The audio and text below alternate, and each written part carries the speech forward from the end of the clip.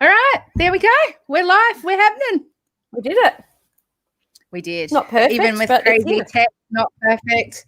Wrong camera on today, but who cares? We will make it happen.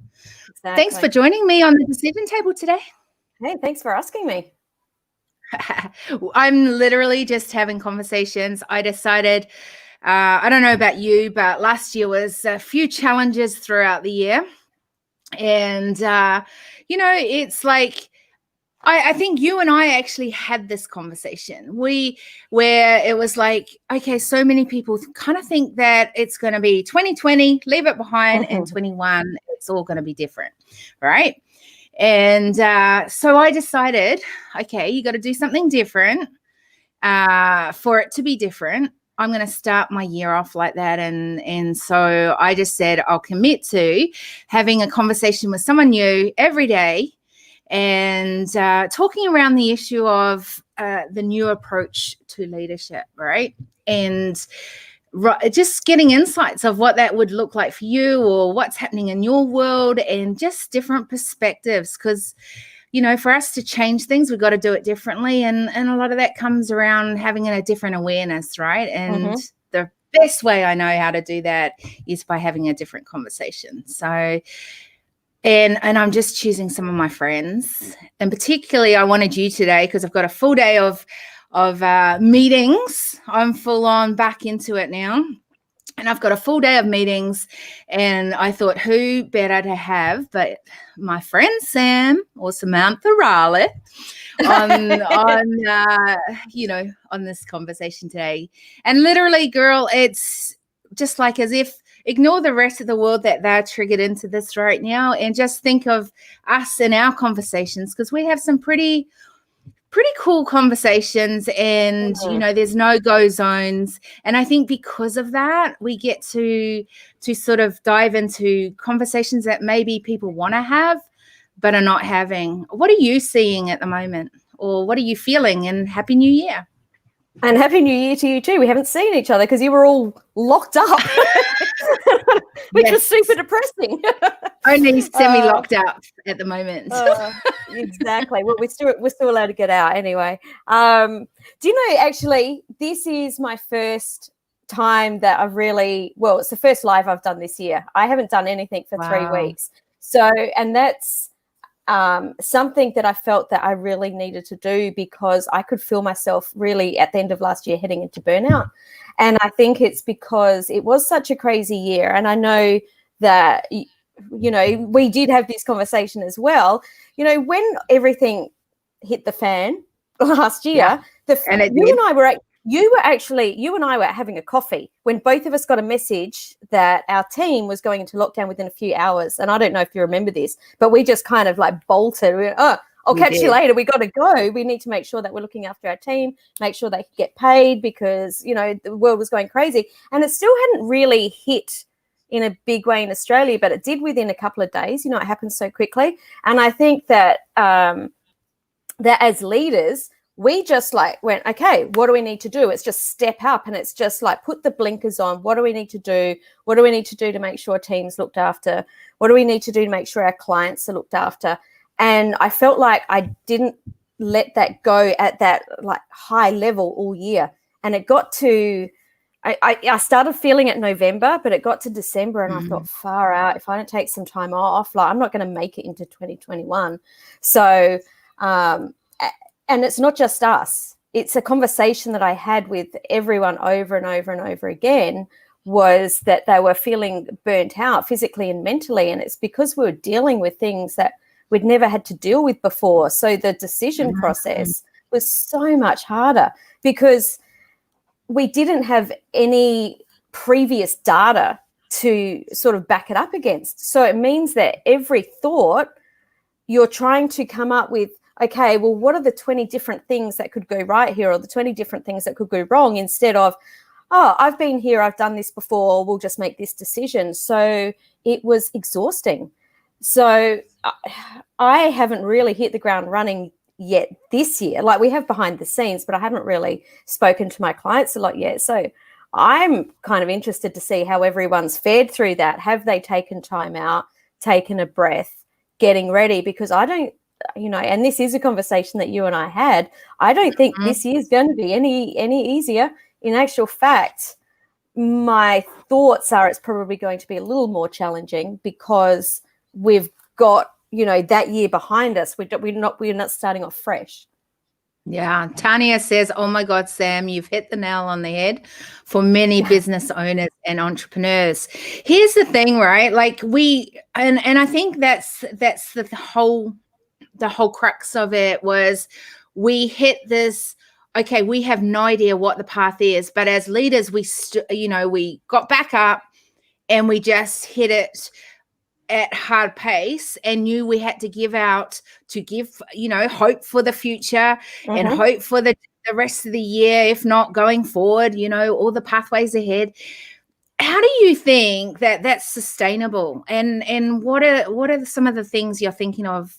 Obviously, you've taken it slower to sort of get into it. And I even think with that, like, it's almost like you're having to say, well, I've had to sort of, and I'm like, why shouldn't we just be able to go, I've taken it slower, you know what I mean? Is that expectations? Is that like, I don't know. What's your thoughts? Well, is it expectations from other people or is it the expectations that we put on ourselves, And I think my gut feeling is it's probably more the expectation that we put on ourselves because we're in this position where we want to make sure that everyone's looked after and we take that so seriously that my clients didn't ring me and go, oh, what, you're taking 2 weeks off? Like, no one said anything about that.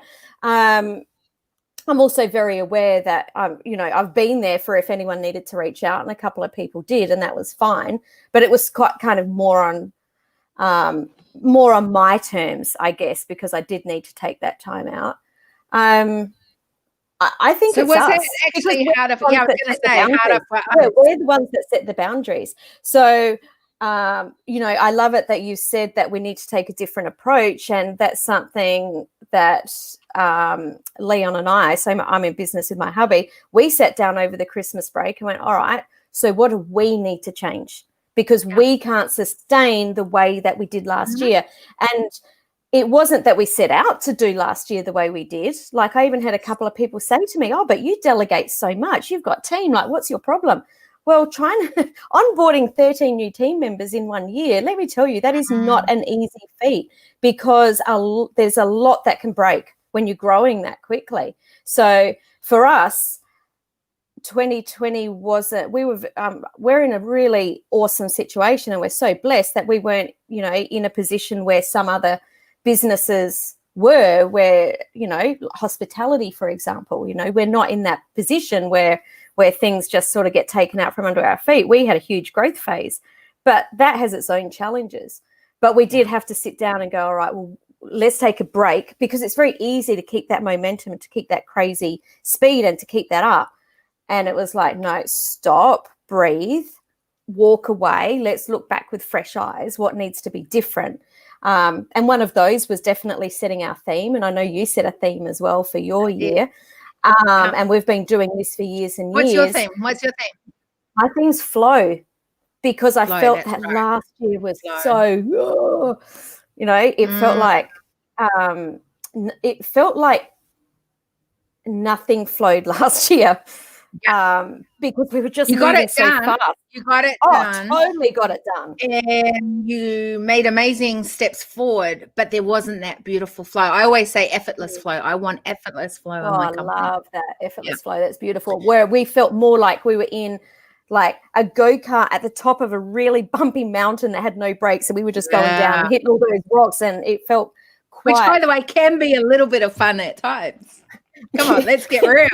There are those not so much. You've seen me on a rocky road, hanging on, like, I'm gonna die. True, actually, I'm thinking you versus me on something like that. Okay, cool. Yep. No, that would be kind of stressful for you. Okay, good. Yep. Yeah, it was very stressful.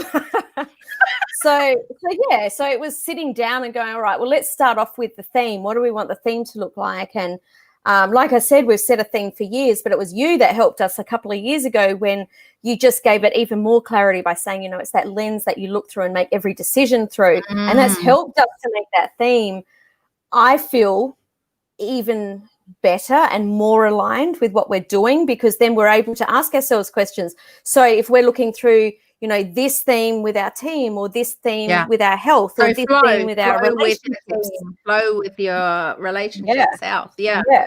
So imagining what all those decisions are, and then going, well, if this lens or this filter's on, does it still work? And for us, it was like a hell yes. Like we think that this is going to be so good. An easy way. So good. And, it's interesting because Sam, you mentioned, this is in the comments, Sam, you mentioned the word boundaries. And I believe a new approach to leadership is seeing leaders in business, especially small business, is set clearer and more defined boundaries. And I think this goes on that conversation, though, on expectations. Let's dive deeper into that and pull that apart a little, because, if you think of your expectations, we'll go on yours first, right? They've come from years of maybe an environment, years of thinking, years of, well, that's kind of how I was brought up, or like, I don't know, where's your expectations come from, and will you continue to keep those expectations the same? So this is such a huge topic on its own, right? But boundaries, and I think a lot of these decisions come back from our childhood and the way that we grew up. And I've been reading a little bit lately, like just a small side note, that I saw something over the Christmas break that was talking about letting your children just chill out. And that it's normal for your kids to want to lie on the bed and chill out and read a book. And I remember, and there's nothing wrong with this, I'm not having a go at any parent, but I remember if we were in our room and we would lie on our bed, Mum would come in, right, come on, you guys, up, out, go play or go do something. And, I was someone that was at dance class like 6, sometimes 7 days a week. So when I think about it, when I was a teenager, I was so tired all the time because I was dancing sometimes 5-6 hours after school, and I was absolutely trashed, and I would just want to lie around. I was like, no, you out. And it wasn't until just when I saw this over the Christmas break, I thought that's actually a theme that I've played out all of my adult life as well. It's like, interesting. We've got a bit of a break. Oh, what do I need to do? I remember when I remember one year we had like Easter break, and I remember thinking, oh, wow, this is so awesome, 4 days off. And I remember cleaning the house on Good Friday, and I remember Saturday morning waking up thinking, what can I do? Oh, I'll paint the house, and spent the next 3 days painting the house instead of taking time out. But it's really, I'm so glad that I sort of saw that and saw that, no, we can't do that. We need to set boundaries to say, no, this is how I'm feeling. I need this time. I either need this time to, spend with my partner or spend with my children or spend on my own. There's nothing wrong with spending time on your own, where I used to think that there was. Like, when I say it out loud now, it sounds really weird, but we do these things without even realizing. And one of the big boundaries I set back in, it would have been April. I'd run our first virtual conference on 4 days notice. And that was like such a stressful decision to make because the governments hadn't officially shut everything down. I had to cancel hotels. I had to notify clients, cancel your flights. I had to pull together all new, what I was prepared to present. I just wiped it clean and presented all new information because of where we were. So I was really tired off the back of that. And I was getting messages on Messenger at like 10, 11, 12 at night, every night from clients. And I just had to go, I can't sustain this. I can't sustain it after a couple of weeks. And I don't know how long I can sustain that before I can help no one. So I actually deleted the Messenger app off my phone. So I wasn't saying to my clients, you can't reach out. What I was doing, because how this started was I was saying to myself, how dare they message me at that time? Until I really thought, hang on a minute. Sometimes I message people at weird times just because it's in my head. I never message you at weird times. Don't you? I do, all the time. Do. Hang on a minute. You and I only message at weird times. Because it's the moment we actually get to talk to each other. So just sit down and take a breather, right? Because we're both really busy people. So then I was like, hang on a minute, I'm blaming other people when in actual fact, it's not them, it's me. I haven't set the boundaries. I can't blame other people for that. So I deleted Messenger off my phone so they could still send messages, but I didn't get them till I opened my laptop the next morning. And I think that that's what, with boundaries, that was my biggest learning last year, is that a lot of times we can blame other people and say they've overstepped the mark. But at the end of the day, we're the ones that have allowed them to do that. They can do whatever they like. It's about how we react. And that was probably my biggest lesson of last year, or one of many. One of the 50 million that we learned last year, correct. Yeah, and that's where I talk about in the fundamentals of leadership that I really believe the first one's awareness, and then it's ownership, that we have to own what is the story, what's the result, what's the outcome, what is it that we're going to choose to do, whether it's putting boundaries. Going back to the boundaries, I still think that it comes down to a lot of expectations. So your expectations, and then what others you perceive others have expectations of you. And I think as a leader, that often expectations are a really difficult thing, because you're either, as a leader, I always say it's someone who's got someone following you or people to following you. So it might be your community, it might be your company, your organization, whatever it is, right? It might be a movement. If you've got people following you, there's expectations, and there's expectations that you've put on yourself. Oh, I don't want to let them down. There's expectations of what others might have put on. Oh, we're in communities or culture that we don't want to be saying the wrong thing or doing the wrong thing. How do you think we need to be looking, or how can we look through better lenses when it comes through expectations? Because sometimes we want to put boundaries in, but it's other expectations that can, cause grief when we're trying to put those boundaries in. I don't know. Or is it just normal for you and you've got this all sorted? We know I don't have this all sorted. You crack me up, woman. It was like you loaded the gun and handed it over, wasn't it? I always do that, you know me. Absolutely. I think it's fine to say if something goes wrong, it's because you didn't set the expectations from the beginning. And I think that whilst you do need to set the expectations from the beginning, things change. Yeah. And it's a constant evolution, and it's a constant conversation, because we need to change our boundaries, not completely let them down, but sometimes they need to change. And same from the other side, because there's no constant ever. So I believe it has to be a fluid thing. I think that which is great, by the way. That's great when you've got certainty on the pathway ahead. We are moving into 21, and there's a lot of the pathway ahead of us. We still have no idea. We still don't know if the vaccines are going to be working, or if it's going to be whatever. The governments across the world, leadership, choices. I don't know about you. I had no expectation of, Northern Beaches being split up into two regions, which is both where we live. And, there's the North End and the South End. Like, that happened overnight. Yeah, it happened so quickly. It escalated in 24 hours. It was insane. Yeah. But that's the world we're living in right now. Yeah. And we have to be fluid with that. And I think that maybe some of the exhaustion and the tension comes from trying to change what we can't change, instead of going, all right, well, that's happened. What next? And I'm seeing it so much now, and I don't know about you, but like, we're right near that north-south border. We're right on trying to figure out, where are you? You're still south. We're right on the south, but I thought, when originally I saw the map, I thought we were north, because we're like right on it. You are. But not that it's actually made a huge amount of difference to us, because the people that I wanted to see over the break, well, one of them was not allowed out, and the other one, we could only see 10 people, and she'd already seen her 10 people in the day, so it made no difference anyway.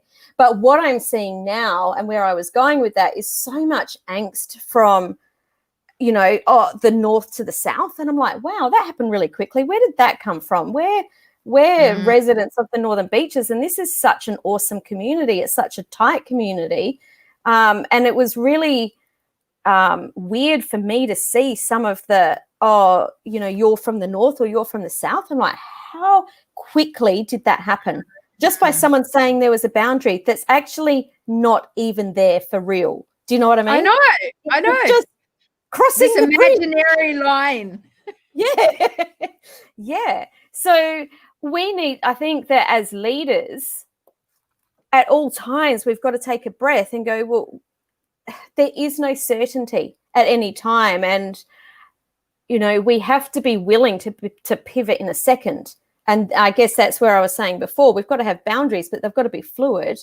And it's the same with those decisions, because if we're trying to jam a square peg in a round hole, it's not going to work. And that's where the anxiety, the exhaustion, the frustration, the anger, all of this stuff is going to come from. And we can't take that into the next year, because we just can't. Otherwise, we're not going to be able to move forward. Yeah, I always talk about how you have to have certainty and an uncertain pathway ahead. And I think if you know that I love the future kind of thinking and playing in that space in my head, and in making up all different scenarios and going, oh, that's the good one to keep heading down. And, part of that is being really confident in being uncertain about certain about the uncertainty. Yep. What's a strategy or a thinking insight around that for you? How do you be certain, even though lots of the pathway ahead of you can be very uncertain? So I guess I'm a little bit, I'm going to say lucky, but I don't know it's lucky. I'm not really sure what word to use here. You've got me on the first day, right? You've got no, but here's the thing. Yeah, use that as an excuse, Sam. Yeah. Give me a break. Real talk, right? That's right. Real talk. Exactly. Real raw and just whatever comes out of our mouths. Yeah, and you can't take it back. Unfortunately, it comes to bite you sometimes. I know, but in this case, there is no judgment on any comments we make, because otherwise there's an expectation we have to say it the right way or whatever, right? Exactly. And let's go back to we are that. just having conversations. We are just having conversations. And we go back to that though. Yeah, later. Go for it. Go. I do want to go back to that, but I want to answer your first question. So where I was going with the lucky thing is that I've bought a business through a couple of these times of economic uncertainty. The first one was within, we opened our first business when interest rates were 20% in Australia. So I'd sort of been through that and come through that, and we came through 2008 GFC. That didn't hit us as badly for the industry that we're in, but it still did, because we were still trading with the US, right? So it still made a decision in what was happening. So for me, what I did was went back and looked at old patterns, and I know you love patterns, but it was like, okay, so what did we do at those times? Where did we focus in our business? What were we doing? What was it that came out? And one of the biggest things that I've always done, and I knew we were going to be okay, was because when we first opened our business and, we went through the recession that we had to have, we really tightened up the business. Everything was so tight. Profit margins were they were as tight as they could be. We made sure that we got all our marketing right. We made sure that we were using that time for strategic collaborations, because that was the most less amount of dollars that we were spending. We made sure our systems and processes were tight. Our operations, the way we ordered our stock, all of this stuff, this is what we did. And we made it so that it was so tight that when we came out the back end of that, within a couple of months, we were just on this huge trajectory up. So I knew that we just had to keep doing those things. So at the beginning of this year, it was okay, we need to look at operations, need to look at our marketing, not turn our marketing off, because we knew that there was other people in our industry that had switched their marketing off and they didn't come through. And that's what a lot of people do. They think that marketing budget is a budget that they can like, oh, we don't have much money, we'll take the money away from the marketing. Like, just that's the craziest thing you can do. I know that for my clients or for people that were maybe in a bigger business, that looking back at the stats from 2008, for example, especially in the financial services industry, a lot of those businesses that let go of their training had problems coming out. And it was the businesses that kept their, and the corporations that kept their training budgets up, came out really well. So even though we can't be certain, we can still look at past like things that happen, look at patterns and see what can we take out of that to move forward. Totally. And I think that's why, in my case, I have such certainty because I look at patterns all the time. So there are so much around patterns. And I think more now than ever in the approach going forward, there's this real need for data-driven decisions and like looking at data and going, hey, is this helping us to move it forward? Is it not? What are we tweaking? And then watching and testing and measuring that. A lot more of that to sort of, give you certainty, even though we know that it's uncertain ahead, but we can have certainty that we're tracking certain indicators that will help us to recognize by this time, so a time frame to it, recognize whether or not we're still able to keep moving it forward. And I think there's little strategies like that that are really helpful to know that you can have certainty in a very, very uncertain world. But sometimes and you said something before, and that was, I trust my gut. And I think, I didn't ignore that. I was like, I love the fact that you were able to go, I trust my gut on this. And I think that that's something that is not actually what everyone does. Like, unless they have that data, they can't move it forward. So there's that other side of it, that there's data-driven decisions. But I think there's also when you're very strong, and one of the reasons that you can be strong in your gut there, because I've seen it with the journey with you. You've not always been like that. That has not actually always been, just to keeping it real, the way that you've done it, right? And I think one of those strategies, one of the things that I know works so well with clients is having that real strong vision, and then the drivers that drive that vision, and the pillars to be able to keep that, actually functioning and that effortless flow happening within that, right? And I think I've seen it massively in your journey that, yes, you trust your gut now because you're very strong about where you're going and what your vision is now. But you've not always been like that. So tell me. A blip on the radar there. Yeah. So what's the shift? What's happened that you've got to that point that now you start trusting your gut? Well, the way that I am now is the way that I was. So when you met me, it was what I call the blip. And it happened because there was something that happened in my life personally, which it stripped my confidence. So I wasn't confident to trust my gut. So what has changed is I've just gone back to the way I was. I got through that awful period, which you supported me on so well. And I thank you so much for that, because it was so hard, because when you're someone that does trust your gut, to not have that, it felt, God, I don't even know a word. Like, it felt like there was nothing there. There was nothing to make that decision with. And I think that it was a decision, but there was also a lot of personal work that I had to go through to do that. But trusting. Can I just say one thing there? Can I just say one thing? I know I'm interrupting, but I spoke with Mary, I think it was day 3. I had a conversation with Mary Kingery, and one of the things that just keeps going in my brain, and it's something I do because I'm intentionally doing it, and you reminded me just then about it. And I think that this is something that I want to keep repeating and repeating, because it creates an awareness around it. The reason when you were in that blip was I knew that there was such potential I knew that you had the smarts in there. Your brain was in overwhelm. It couldn't bring them out. I knew you had, you had a genius zone of connection. You were great at connecting people. And I knew that you had a passion that was way beyond what you were struggling with as a personal challenges that you were going through at that time, right?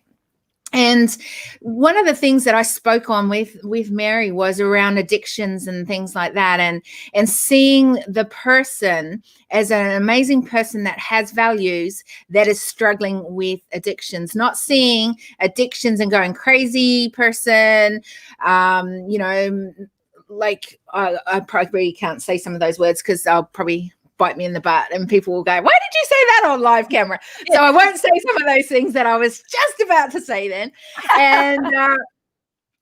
But here's the thing, because I saw you as someone with absolute, you were struggling at that time, that blip. But I knew once you got through that and were able to get the resources, the support that you needed, you would be able to fly in and see you flying again. Although I had not seen you at that beginning because I was not a part of your world. But seeing you now and watching you as you continue to grow forward, it's been just beautiful watching. It's like these wings coming back out again. Oh, thank you. And you're right. You've been probably, it's my touchy feely side, Sam. You know how much. I know it'll hide again in a sec. So let's just hold on to that first. You're the only person that's seen me on that whole journey. You are the only person that's seen me that whole way, which is interesting because for the people that met me at that time that I met you, they thought that was the person I was. And when you're going through those challenging times, the first thing that, we talk about self-confidence going and all of those other things. But for me, the hardest bit was I couldn't make a decision. That was the number one hardest thing for me was I was like, what is wrong with me? I cannot make a decision. So really glad I'm out of that phase. Me too. Yeah. Thought you might be. But here's the thing. And this is something that I think is so interesting, is we all go through these challenges. We all go through times that are difficult. Like some days I'll just ring you randomly and go, I'm around the corner and I just want to have coffee and sit and do my work because I don't want to be alone doing my work because the world has shut us off. And where once I used to travel the world and was traveling across the globe into amazing, and I would be changing my environment. My work kept going, but my environment for my office changed. I found that really difficult last year. And there were many moments that I really struggled that I never thought I would struggle as much as I did, honestly. And, you're there. And I think that's where leaders have to realize, and the new approach is, we don't have it all together. We have absolutely not got it all together. But then it's so important, and more so now, who are your core group that are those people that you call on, or that it's okay to reach out and say, hey, today's a challenging day, or just want to hear what's awesome in your world, because everything else, I'll often do that, right? Everything else is falling out in my world. And it's because I know that it's a season. In other words, it might have been a day or a few weeks or whatever it was. And this too shall pass. But I need to hear someone else who's doing something awesome so I don't fall into a bit of poor me. This is terrible. The world's falling apart kind of moment. You said that it's okay, but I think it's not okay. I think it's essential. I think it's absolutely essential that we've got the people that we can reach out to, and the people that you 100% can trust. Like, you asked me something just the other day, and I hesitated and gave you an answer, and you went, "Come on, girl, it's me. Like, what's the real answer?" Because you knew, and that's something that I wouldn't say to someone else because I know that I 100% can trust you. And I think that we've got to be, as leaders, we do have to be a little, I'm going to say wary, that we got to be careful who we share what with. That correct. It's not something that you should be scared about, but you should be very aware that there are some people that you share things with and there's some people you don't. And with the general population, you can share your learnings, but you don't share from the wound, you share from the healing. And I think that's a really, really, I think that's what I wanted to go back to before, because someone had recently said to me, you know, we feel like we're in this niche and we feel like that we need to have it all together for our people. And I'm like, well, no, you don't. In actual fact, your connection comes from being vulnerable and sharing that you don't have it all together. Because if someone thinks that or says that you've got it all together, run, because they don't. No one has it all together. But it's about sharing the right things at the right time with the right people. And I think that that's what we need to be thinking of. So that's interesting thinking on that side of it. Like, so for me, it's actually about creating spaces. I feel that the new approach is, one of those things is that there's a space in which we create the right space that we can. If you think of the Global Human Intelligence Forum that I ran this year, I ran that during the most racial tension across the globe. And if you said the wrong words, people felt like they were going to get in trouble. Yet we talked about anything and everything. You heard it. It was amazing. And I believe that's because I was very straight up from the beginning that this is a safe space. And there is no judgment to questions, to insights. And just because I might not believe the same thing as you, Sam, I need to listen. And I need to take what I need to from that and then leave behind. And I don't know that we have taught, or that's the way leadership has been in the past. We've sort of gone, this is the way to do it. And if you don't do this, then you're doing it the wrong way. And what I'm wanting is, and I think is the way to go forward, and saying the way to go forward means that there's just so many different variables to this way to go forward, right? But one of the things I believe is by curating safe spaces where there is, Tanya says in here, vulnerability is a strength. Yes, but this is where vulnerability is in a trusted environment. So there should be, if you feel that you need to say this today, you can say it. If you feel that you're struggling today, you can struggle in here. But here's the other thing. If I feel, Sam, that you're stuck in that story and all you're going to do is go round and round, and that's not going to be beneficial for you, I need to be able to say, hey, Sam, this has worked for me and I'd love to share it. Now, you can take it or leave it if you want it, but I need to know that I haven't just left you over there if I've got something that I feel could add value to you. And I think that's where we need to start curating these safe spaces. And part of that is having these conversations, right, where we can dive into things that, often isn't brought up and talked about in an open forum. And this is the most open. We're streaming into like lots of different places, and who knows who hears this conversation, right? Mm-hmm. But I think that we have to be more open and curating these safe spaces where there's no judgment in it. We're just talking, and it's actually okay if I talk with you and I disagree with 99% of what you say, but there might be one thing I could really learn from, because you do that more efficiently, effectively. That's a different lens to look through. And I will be more, better leader if I listen and start using that as my lens. Anyway, that's kind of where I'm thinking. And this is why I'm writing this white paper around what I call the new approach to leadership. I think number one, I know you've hit the nail on the head, because I said, we need to be careful who we speak with. And I remember when you were getting the forum up and running, and it was at a time that I had a lot of questions about what was happening in the world. And I'd reached out to you a couple of times and went, oh, I've got this thing coming up. I don't know how to approach this. I don't know what to say. And I'd said to you, are we going to be discussing this at the forum? Because I knew that you were going to be the best place to do that. But here's the thing. You invited the people that were going to be open enough to be able to have that conversation without blaming, without fighting, without bringing in all of those things. And that's what I mean about with the right people.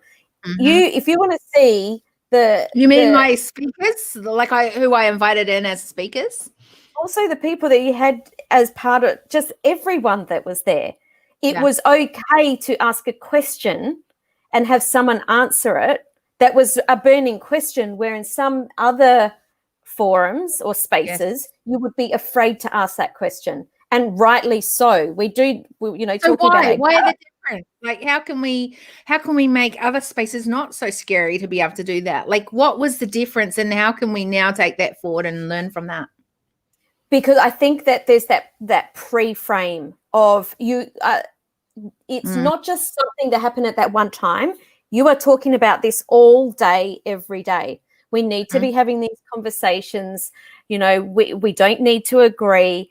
So anyone that's in your world understands. It's almost like that's the boundary, right? Everyone understands that this is the way you do it. And if you want to have a conversation like this, then we come into Kiri Marie's world and we'll know that the other people that she's curated in her world, it's going to be a safe place to have these conversations.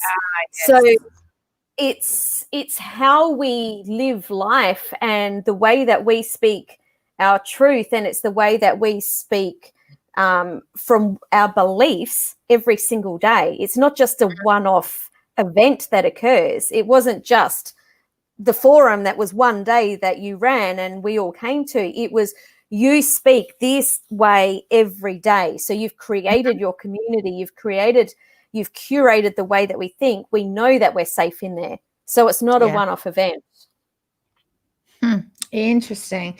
And I guess for me, that's what if more people could do that? More communities would do that.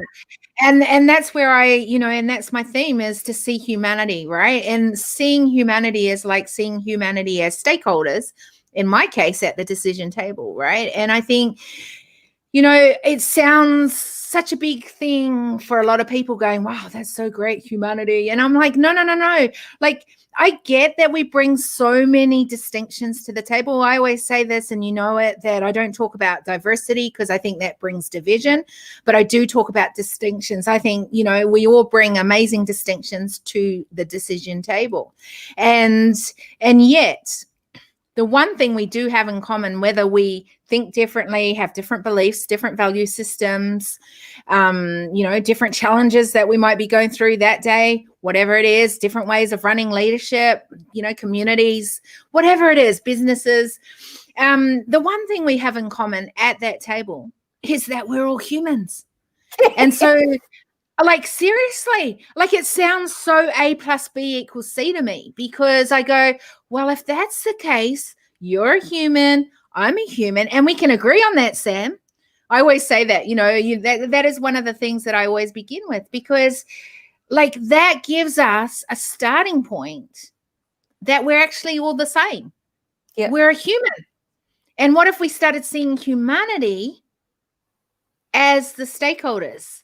And that means that you come with your distinctions. We need you. And it's one of the reasons these conversations are with a whole lot of random people throughout the month, because, and something that was feedback from these conversations already was, I love it because you've got different people. That's the whole idea, is that no, because often in leadership, and this is another thing that I think is the new approach to leadership, that often in leadership, we choose people at the table that look like us, sound like us, and are going to be like us. Why? Because it makes us comfortable. It makes us feel confident that we know what we can do, because that's our tribe. That's so weird that you must have picked up the vibe of where I was going to go with this, because I was going to say to you, I see a lot of posts, and I saw one yesterday, and I used to believe in this and now I don't. And that is, find your people. Find your people. And I used to believe in that, like, surround yourself with the people that believe what you believe, so that we can go and we can, put our stake in the sand and say, this is what we believe in. And just, I'll say recently, probably in the last 12 months, I've thought, hang on a minute, isn't that the problem? Because what we're doing is creating this vacuum or this silo of not even seeing other people. And actually, I'm going to call it out. I'm seeing it on Clubhouse a little bit, is these groups of men that are all like, you know, these are our people, but in that there's an exclusion of other people. And I think that we've got to be, we don't have to do anything, but I think it would be great if we could start to think, well, who else could be a part of this, let's say, movement, for the want of another word. I love movement. Bring it on. Doesn't actually have our belief. They don't need to have our belief. Yeah. Because what you believe and what I believe are really different in some things. In some things, it's the same. Some things it's different. Some things that you say, I go, I don't agree with that. Lots of what I say, you say, I don't agree with that. But that's okay. We're still really good friends, and we don't argue. We have some interesting conversations. We do. But when we come together, we create great things together, and we can help each other create great things in different ways. And I think that that's what we need to be starting to think about, is that maybe this old belief of we need to find our people is creating a vacuum, and vacuums suck. Oh, they really do. I hate housework, and so vacuums really suck. Right?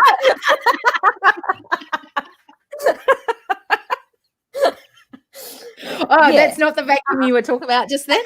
Okay. No, well, it was. I was being a bit silly. And you did that. I handed it to you. You took it beautifully. That's why we're such good friends.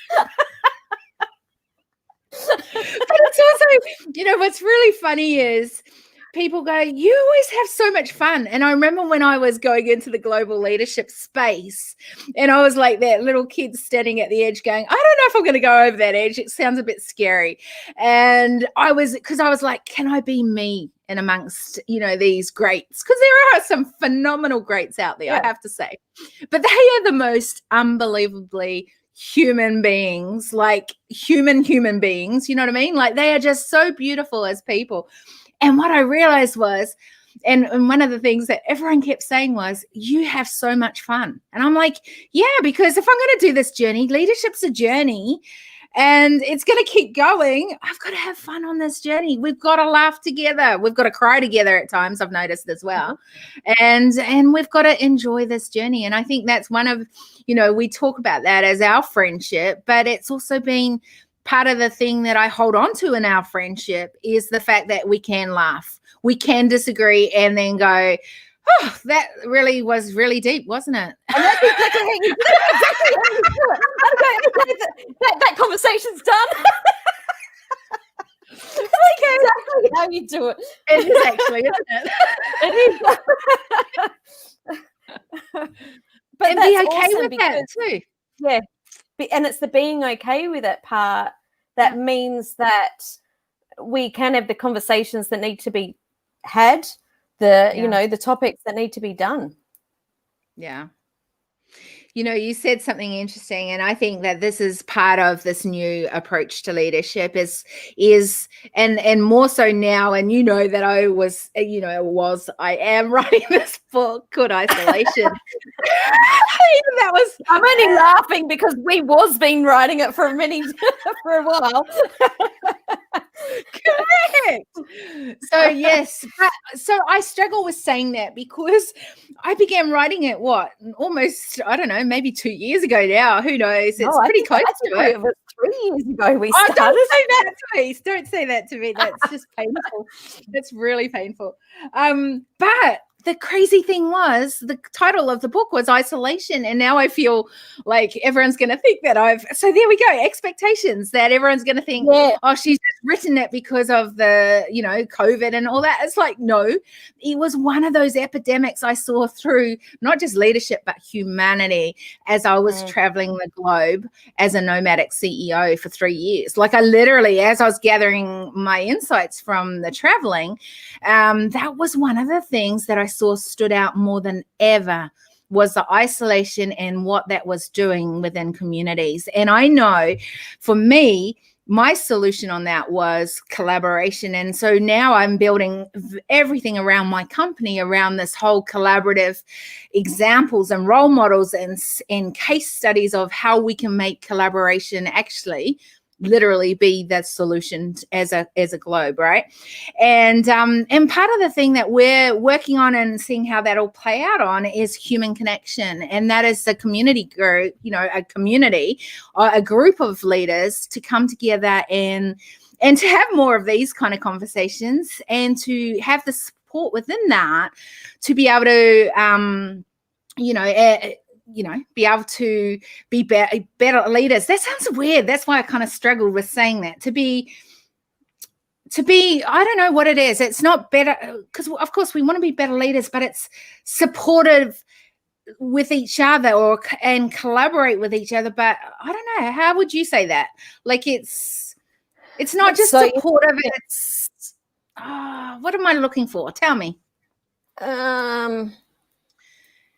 When you're not just supported with each other, but you're like, hey, I've got your back, Sam, because that's what I believe leaders need more than anything.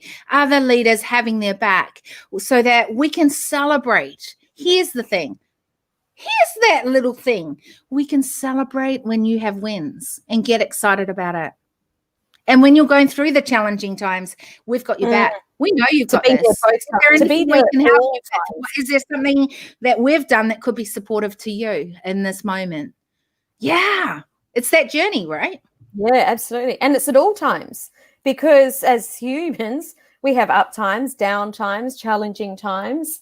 And I think that the great leaders are there through all of that, not just when you're high performing, or not just when, non-conditional leaders. I think it's about not having conditions around how we lead. Being a good leader in no matter what that person or that team is going through. I thought you were going to go and talk more. So I did. And my brain started going in all different places. And I was like, okay, I thought you were going to go somewhere with that piece. I was just unpacking as you were saying it, right? So it's not fully formed yet. I never thought of that as being right? That's part of it. But when I think back, and I think of, because I think that one way to always look at good leadership, for me, one of the easiest ways to look at bad leadership first and say, well, I don't like that. That's what I need to make sure that I change, or I need to do that differently. Because sometimes for me personally, I find it difficult to start with, well, what do I want to see? Because it's easier for me to focus on, well, this is what I don't like first, and then to move in that direction. And if I think of what I would consider a bad leader, there's always a condition of, well, I will lead you, but you have to do it this way, or you have to, have this, emotion today even. Sometimes people have bad days, and as leaders, we need to be able to support people through that.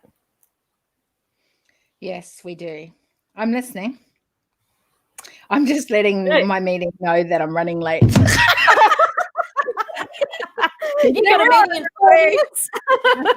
That's all good. I knew I would be running a little bit late, but so we will be wrapping up very, very soon. But going into the human connection side of it, like with that, is really because we want to. I don't know. Like, there's been very far and few between that have actually understood me on my journey, and I'm kind of.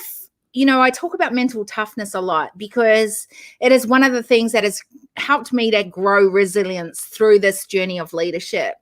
And part of that is because, and I'm so thankful for my discipline, and knowing that you've been in the fitness industry as well, that this has kind of been a discipline with health that has kept me really, really strong through the journey of, like even with my health issues going to the next level, and also that sort of thing, and keeping really, onto it, disciplined, and, pushing boundaries, but then having to pivot when I needed to, all those things, right? Which I actually bring into my leadership a lot.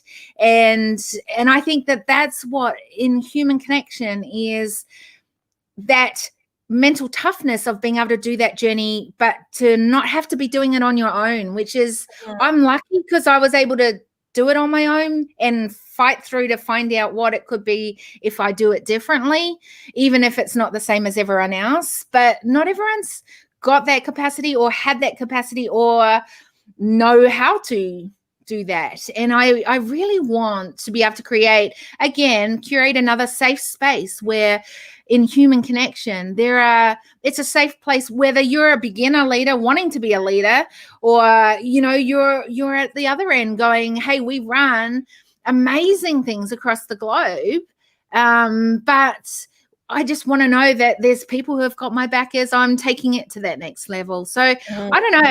I'm excited what that looks like. And I know we're going to be spending some time building that out in this new year. So once you're actually back into life and once I wake up again. All good, just where you are and what you're at, and I think and what I love about it is it's collaborating with other partnerships. We've got another guy that's in a part of that who's wanting to build that out as well, and we are going to really create an amazing group or a community, which hopefully is going to be very community driven, because we don't have all the answers and it's not all about us. But there's some things we know will be beneficial and we can put in place there. But it's where we're going to have different lenses in which together we can build out an amazing place that's going to be safe for people to become a part of. And that's what I'm excited about with our relationship, is to be able to collaborate with you, to be able to build that out. So always grateful for you in my world, always grateful for the fact that, the day before I can go, hey, by the way, can you come on early? I know you're not really back into it, but I've got a day full of meetings and I was like, I really want someone I can just play with in this space and continue to have, like today, we've had some amazing insights, girl. I've really, I'm going to be going back into it and taking some of the nuggets. I think that you've been able to open up some of the layers of what I already know is the new approach, but it's confirmed pieces of it. So for me, that's always a bonus. I think, again, I think you've reminded me today, my learning from this is,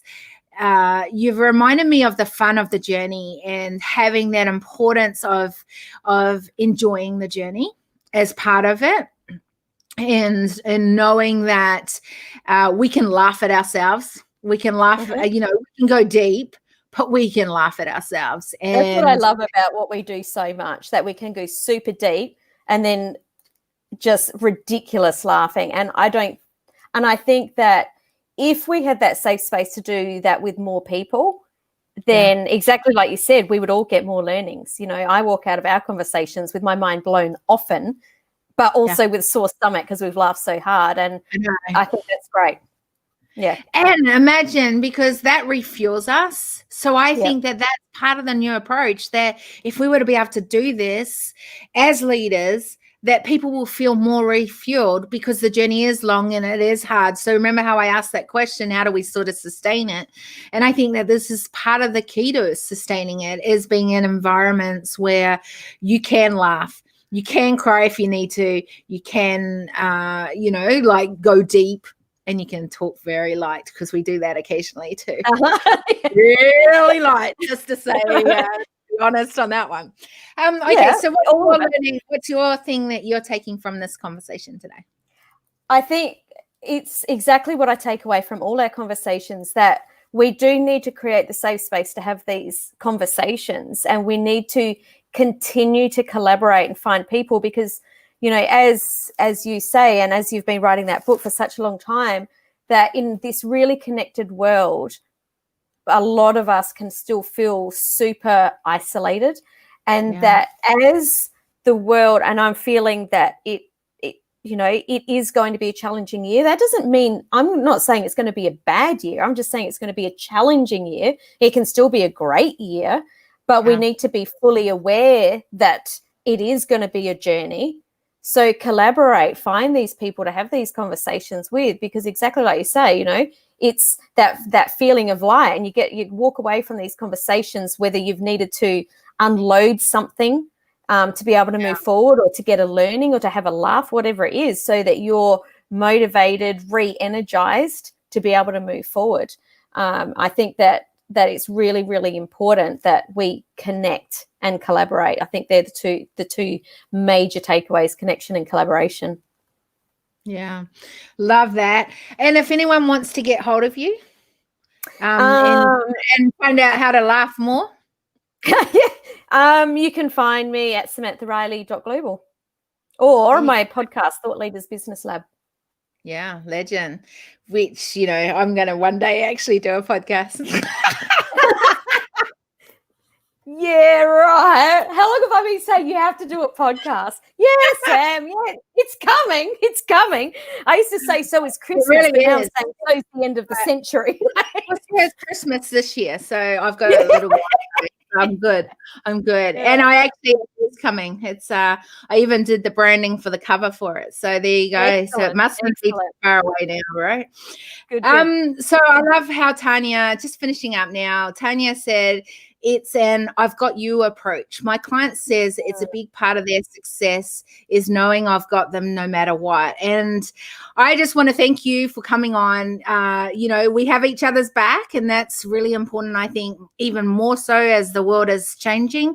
I look forward to more adventures.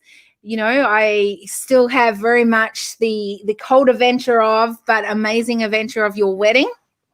And in Alaska, I'd never been in a helicopter, and let alone a helicopter to a glacier to have a wedding. Like, that was pretty next level. So thanks for taking me to the next level. That was the next level. I was glad to hear that all about all the accidents once we had got back on safe ground. I have to say. Glad we didn't hear them before we took off. Exactly. But I think it's going on adventures together has built our relationship at different levels, and I hope as we not investigate, dive deeper into what this new approach of leadership really can look like, that we continue our adventure together as leaders in our own sphere of influence, but also coming together as a collaborative to build out human connection as well. I'm looking forward to what this year looks like for us. Yeah, and I think that's the exciting thing for me is adventures mean that we can do something that maybe we haven't done before. And I know some people find that frightening, but I like that. I think that's good. It's exciting.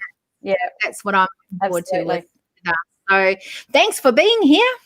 No, thanks for inviting me. It's been lots of fun. I wasn't expecting when I was cooking dinner last night. I wasn't expecting you to say, "Hey, let's do live stream at 7:30 in the morning." I know. I'm ready. Exactly. I knew that's where you were going. So I was like, "Oh, you've got this. Just check the conversation." That I said you can rock up. Actually, we've got Tanya on here tomorrow, so I'm looking forward to that. Tanya, it's going to be so good. Oh, yay! And she's like, I might be still in my PJs, and I'm like, I would offer to put my PJs on and do it in that, but I really don't own any PJs, so we don't. No, we don't go. Right. And on that note, let's leave this. And I am ending this broadcast because, like I said, we can talk light. And this is not the time right now. I got to get on my meeting. So big love to you today. And thanks for being here. Thanks. All right. Ciao.